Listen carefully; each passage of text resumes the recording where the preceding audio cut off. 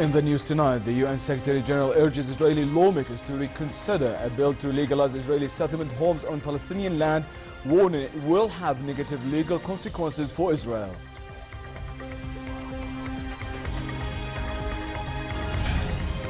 Evacuation of the last opposition-held areas of Aleppo is suspended after pro-government fighters demand wounded people should also be brought out of villages besieged by rebel fighters. And Daesh terrorists step up counter-attacks on Iraqi forces in Mosul as the US-backed offensive to capture the city enters its third month. Good evening and welcome to the news at 10. Minister of Foreign and Expatriate Affairs Nasser Judeh met his Cypriot counterpart in Nicosia and discussed the latest regional developments and challenges facing the region. Talks between the two officials also touched on bilateral ties, in which they underlined the importance of enhancing cooperation in tourism, economic and cultural fields. On his visit to Nicosia, Judeh inaugurated the Jordanian embassy at a ceremony he described as a milestone in the efforts to boost ties between Jordan and Cyprus. Outgoing UN Secretary General Ban Ki-moon urged Israeli lawmakers to reconsider advancing a bill that would legalize Israeli settlement homes on private Palestinian land in the occupied West Bank. Preliminary approval for the bill granted by Parliament has alarmed the United States, the European Union and the United Nations and prompted particularly strong criticism from Germany, raising the possibility of some sort of UN resolution before US President Barack Obama's term is up in January. Israeli officials are concerned that the bill could provide grounds for prosecution by the International Criminal Court in The Hague. In his final briefing to the Security Council on the Middle East, Ban said he strongly urges legislators to reconsider advancing the bill. A bill currently being debated in the Israeli legislature risks the regularization of more than 50 outposts and thousands of housing units built on private Palestinian land in the West Bank, a clear violation of international law. If adopted, this legislation would for the first time apply Israeli law on the status of Palestinian land in the occupied West Bank. I strongly urge legislators to reconsider advancing this bill, which will have negative legal consequences for Israel and substantially diminish the chances for Arab-Israeli peace. The stalled evacuation of East Aleppo will resume once injured people are let out of the besieged villages of Al-Fu'a and Kafriya in Idlib, said a Syrian official. The second day of the operation to take fighters and civilians out of Aleppo's rebel enclave ground to a halt amid recriminations from all sides after a morning that had seen the pace of the operation pick up. Rebel sources accused pro-government fighters of opening fire on buses carrying evacuees from East Aleppo. The chaos surrounding the Aleppo evacuation reflects the complexity of the war. Here are the details. Eastern Aleppo's evacuation stuttering to a halt on Friday, aid agencies ordered to turn back the vehicles that have been ferrying rebels and their families from the last enclave they controlled in the city, with reports of mortar shelling and blasts. The Syrian army and its allies putting roadblocks back up along the highway the convoys had been using. Media run by Hezbollah, which fights alongside the Syrian army, blaming the rebels for the breakdown, saying they had failed to evacuate people from two Shiite villages they're besieging in the northern province of Idlib. That was part of the truce deal brokered by Russia and Turkey to end both the rebel presence and the long and arduous battle for Syria's second city. The wounded evacuees from Aleppo arriving in Turkey on Friday for treatment. Hezbollah also accused the rebels of trying to take prisoners and shelling a road to be used by the buses. Moscow, another ally of Syrian President Bashar al-Assad, insists the Eastern Aleppo operation had in fact been completed, with 9,500 rebels and their families leaving, but a few radical fighters staying put and firing on the Syrian army. Aid agencies and vehicles were also ordered to leave the East Aleppo area without explanation. World Health Organization representative in Syria, speaking from West Aleppo, told a briefing in Geneva that the International Committee of the Red Cross, the Syrian Arab Red Crescent and WHO were informed to leave the area with ambulances and buses, and that no reason was given. Elizabeth Hoff added that war-wounded patients had brain and eye damage or missing limbs, while others were being treated for chronic diseases including diabetes. The World Health Organization has no information why evacuations have stopped, but we are ready to continue to work with the Syrian Arab Red Crescent and International Committee of Red Cross to provide necessary assistance to those who are evacuated, to make sure that ambulances are in place and that hospitals that receive patients have necessary medical supplies. 194 patients were evacuated from East Aleppo and were taken care of in hospitals in Idlib Governorate and Western Rural Governorate, and some people have been referred because of their medical conditions to hospitals in Turkey. Meanwhile, Turkish Red Crescent workers built storage and registration tents near the Syrian border as Turkey braced to take some of the Syrians evacuating East Aleppo. The tent village was being erected near Silvigizo border gate in Reyhanli province, but it is not yet clear what the tents will be used to store and if Syrians who register there will be housed at the site or moved to other temporary accommodation. Turkey also plans to set up camps in Syria to host evacuees from East Aleppo while continuing to take the sick and wounded to hospitals in Turkey. Two potential sites around 3.5 kilometers inside Syria have been identified for a camp with the capacity to host up to 80,000 people. Some 8,000 people have been brought out of Aleppo so far. The Russian ambassador to the United Nations said his country is making all possible efforts to de-escalate tension in Syria.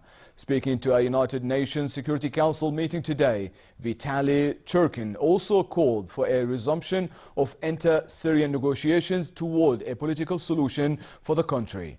He said Russia's actions in Syria helped thwart the siege of Damascus by terrorists, adding that it also held the military and economic potential for extremist groupings.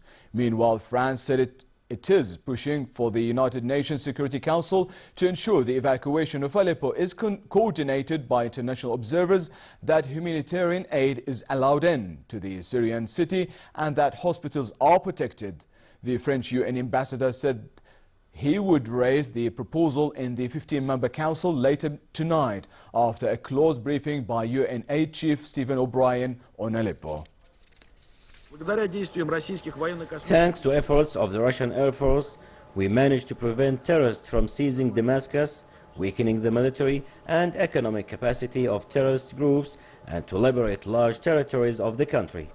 Furthermore, we are providing assistance in establishing dialogue between the government of Syria and representatives of internal and external Syrian opposition with a view to finding a common Syrian consensus on a political and diplomatic solution to the crisis. In the capital Damascus, a 9-year-old girl blew herself up in a police station in the Medan neighborhood. Sana News Agency reported the child had a small homemade bomb which was activated with a remote control. A witness said the girl entered the police station and after asking to go to the toilet, blew herself up. The child was the only one to die, while one police officer suffered light injuries. Over to Iraq, where Daesh terrorists have stepped up counter-attacks on Iraqi forces in Mosul as the US-backed offensive to capture their last major city stronghold in Iraq enters a third month.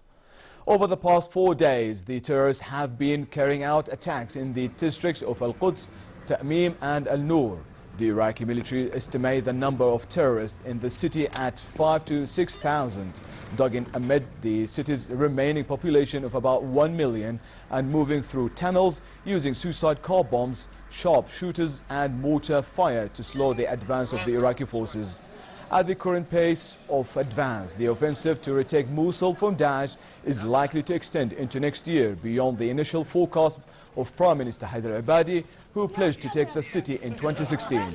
Meanwhile, the humanitarian situation of the besieged population is causing alarm amid reports of food, water and fuel shortages.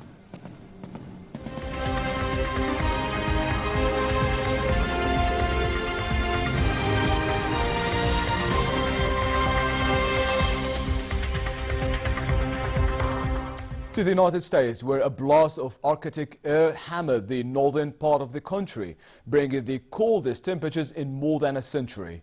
According to a National Weather Service advisory, the Arctic front will combine with a storm flowing across the Rocky Mountains. Boston's morning low of -16 Celsius was the coldest since 1883, when the mercury dropped to -17.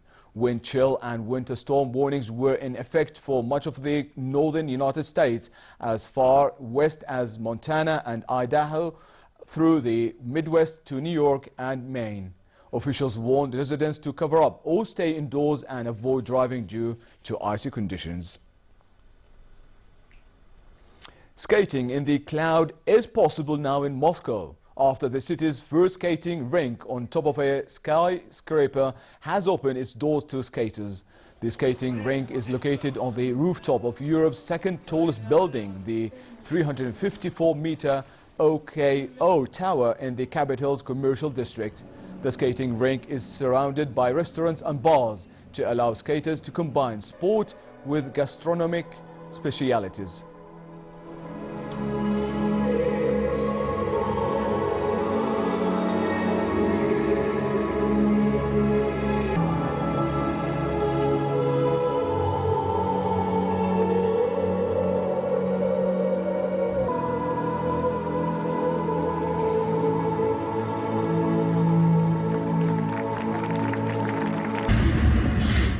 With music, acrobats and disco balls, the Grand Palais in Paris put on an eye-catching party on ice to open the 2,700 square meter rink to the public. It is the world's largest non-permanent indoor ice skating rink, with more than 100 workers involved in laying the ice over the concrete floor at the French landmark. The idea was also the highlight to steel and glass architecture of the Grand Palais. The rink will be open until January 2nd. With 9 days for Christmas, it has been very busy for Santa Claus. At his Lapland home in Finland, his helpers are sorting out piles of letters from around the world, each detailing children's requests for his Christmas. Santa's team in Rovaniemi, the official town near the Arctic Circle, are busy at the main Santa post office, helping him open all their letters and get all the wishes ready. In his Christmas message this year, Santa called on people to reach out for those in need. Hello, my dear friends. Another year is coming to its end, and it's been a turbulent year with many big problems, but also many very good things. We have celebrated the 25th anniversary of the Children's Rights Agreement. It's a fantastic thing. Now, as the Christmas is coming close, reach out for those who need a helping hand. Do it with compassion. That's the real Christmas spirit. I wish you a very Merry Christmas and Happy New Year.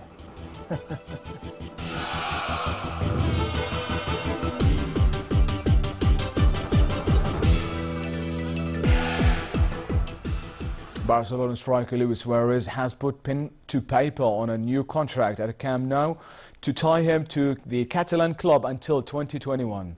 The Uruguay international has scored 97 goals in 116 goals for Barcelona since signing from Liverpool in 2014 for a reported $84 million and has collected 8 major trophies.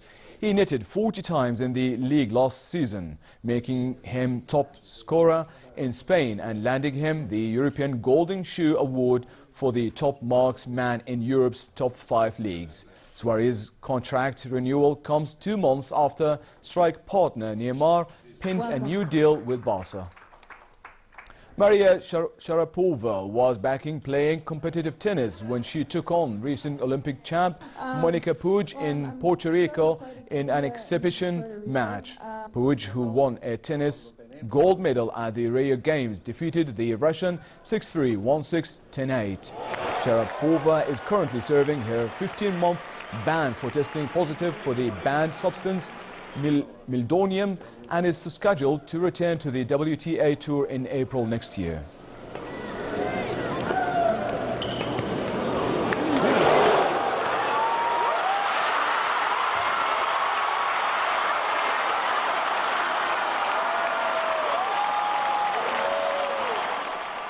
And finally, cold and partly cloudy skies tonight with light showers in the northern and central parts of the kingdom. Frost formation is also in the forecast after midnight in the eastern and southern regions, while winds will be northwesterly moderate. As for tomorrow, it will be relatively cold in most parts of the country, bringing cloudy skies and drizzles in the northern and central parts. The Gulf Aqaba should expect mild conditions with a high of 21 degrees, while winds will be northerly and the sea is slightly choppy. Next are the lows and highs for tonight and tomorrow.